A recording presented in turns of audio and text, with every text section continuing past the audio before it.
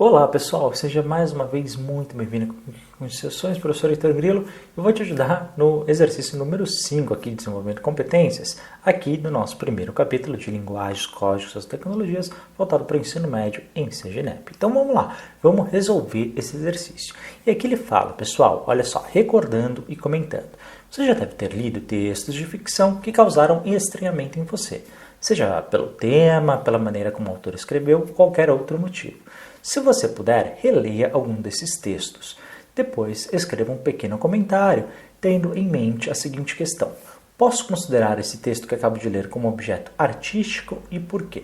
Então, primeira coisa, pessoal, que você tem que fazer é o seguinte, você vai escolher esse texto, tá? Quando ele diz, para você ir atrás de um texto e tudo mais, um texto de ficção, um texto que tem personagem, que não seja uma notícia, tá? Não pode ser notícia. Então você pode aí, de repente na sua casa, ver um livro antigo, de repente, um que você tem ali em algum lugar na estante da sua casa, ou então de repente, que os seus pais ou seu filho tenha, e dá uma lida, tá? No comecinho dele, até para você criar o hábito da leitura, isso é muito importante. E aí eu quero que você comece a ler, e eu quero que você reflita sobre algumas questões.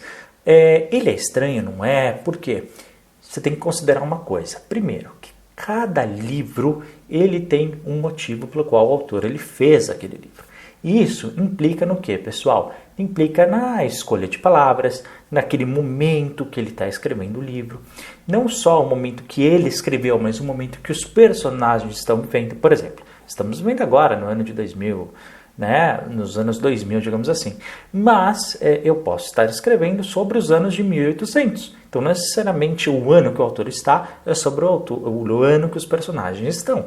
Ok? Então, vamos se atentar a isso. E, claro, cada vez que a gente tem um retrato de alguém de alguma época, tem aquelas escolhas de palavras, ou escolha de reflexão. De repente, os assuntos que são mais importantes para aquela época, hoje não são tão mais. E alguns assuntos que antigamente não se falava, hoje a gente aborda com mais tranquilidade, tá bom? Então, isso acontece em várias frentes e tudo mais. Até quando a gente estudou, ciências humanas, a gente avaliou isso, a gente falou, por exemplo, da democracia, do voto, lembra disso?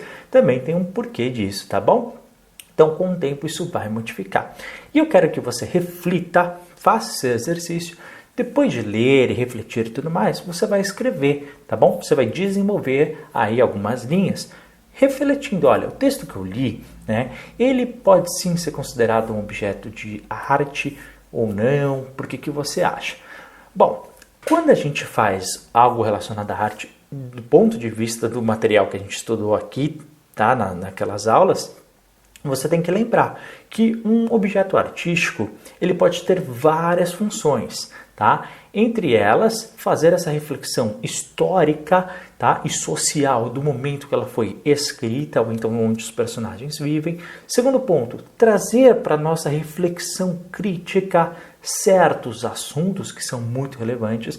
Então, de repente, você lê um texto ali que fala sobre a importância do diálogo, ok? Você lê esse texto, então você pode abrir. Realmente, o diálogo ele pode nos ajudar, pode ajudar as pessoas a ter uma relação mais próxima uma com as outras. De repente, nos momentos de dificuldade, uma pessoa pode ajudar a outra. Então você reflete sobre isso, tá? Então a arte, pessoal, não é simplesmente uma foto, um quadro, um monumento. Não, ele pode ser de diferentes formas, inclusive num texto.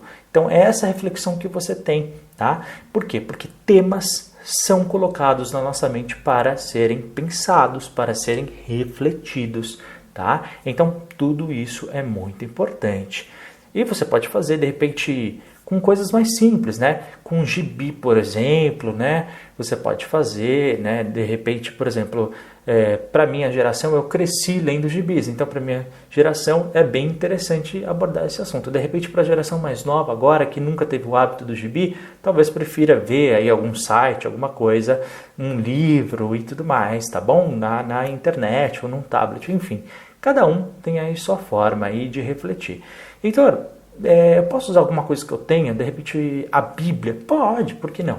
Pode utilizar, tá? Uma história. E, inclusive, você pode, de repente, pegar ali no Velho Testamento, um dos primeiros livros, onde ele fala, por exemplo, entre outras coisas, nos Levíticos, né, que é um dos livros que hoje em dia causa um pouquinho mais de polêmica, mas para refletir o porquê que naquela época certas coisas eram escritas, né?